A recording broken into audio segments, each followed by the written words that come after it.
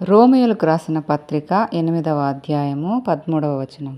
మీరు శరీరానుసారముగా ప్రవర్తించిన ఎడల చావవలసిన వారయుందురు గాని ఆత్మచేత శరీర క్రియలను చంపిన ఎడల జీవించెదరు. శరీరానుసారంగా ప్రవర్తించడం అంటే శరీరము ఏది కోరుకుంటే అది మనం చేయడం. శరీరము ఎప్పుడు దేవుని చిత్తానికి విరుద్ధంగానే ఆలోచిస్తుంది, ప్రవర్తిస్తుంది. ఇస్కరియోతు యూదా డబ్బును ఆశించి నీతిమంతుడైన యేసుక్రీస్తును పట్టుకొని చంపడానికి సహకరిస్తాడు. ఇది శరీరానుసారమైన ప్రవర్తన. తప్పు చేస్తున్నామని తెలిసినా అది చేయడం శరీరానికి లోబడి ప్రవర్తించడమే.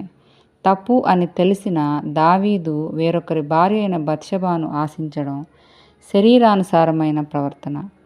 తప్పు అని తెలిసిన అసూయతో కయ్యూను తన తమ్ముడైన హేబేలును చంపడం శరీరానుసారమైన ప్రవర్తన.